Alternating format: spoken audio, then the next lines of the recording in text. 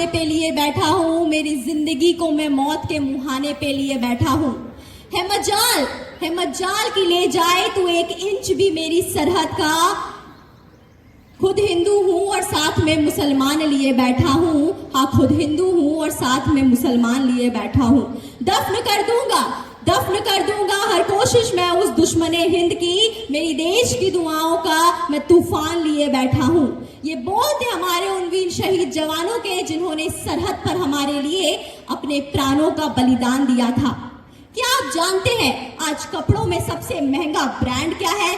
जी हाँ, वो है इंडियन आर्मी की वर्दी, जिसे हम पैसों से नहीं कुर्बानियों से खरीदते हैं। और इसी कुर्बानी की हिम्मत जिसमें होती है वो एक फौजी बनने लायक होता है।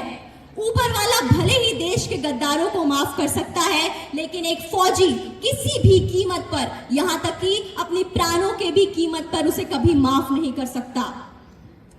आज हम उन शहीदों को याद करते हुए उनके लिए इकट्ठे हुए हैं।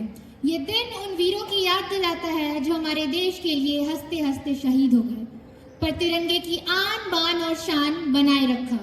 ये दिन उन माताओं की याद दिलाता है जिन्होंने युद्ध में भेजने से पहले अपने लाल का विजय तिलक किया था।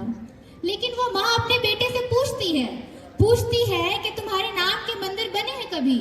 ना मस्जिदों ने किया है सजदा तुम्हें, लेकिन खुदा से बढ़कर जो मर्तबा होता है, ज़मीने हिंद का मर्तबा, वो मिला है तुम्हें। फौजी जिसने बचपन से लेकर अब तक बस एक ही सपना देखा था कि जब से जवानी पाई थी, जब से सोचने समझने की उम्र पाई थी, तब से उसने परिवार को छोड़ देश को अपनाया। ऐसे महान लोगों को आज हम सब मिलकर श्रद्धांजलि देते हुए ये प्रस्तुति पेश करने वाले हैं। लेकिन उससे पहले हम उन वीर फौजियों को याद करेंगे जिन्होंने भारत माता की गोद में हमारे विजय ध्वज को फहराया और हमेशा के लिए उनके गोद में सो गए। वो कहते हैं कि 6 महीने से सियाचिन में पोस्टेड हूँ, -45 डिग्री में अपनी सीने में दहकती हुई आग को सेक रहा हूँ, पहाड़ों में जमी हुई बर्फ को देख रहा हूँ। सुना है इंसान की आंखें 10 लाख से ज्यादा रंग पहचान लेती है, पर हमारी आंखें तो सफेद रंग देखती है, सफेद रंग जानती है। इस बार गांव से आना हर बार से ज्यादा मुश्किल रहा।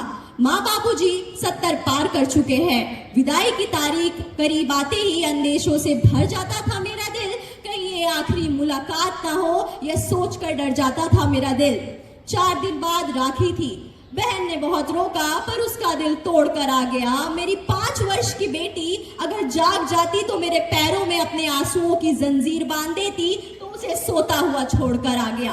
पत्नी स्टेशन तक छोड़ने आई थी। जाते जाते उसने कुछ कहा तो, मगर मैं समझ ना पाया।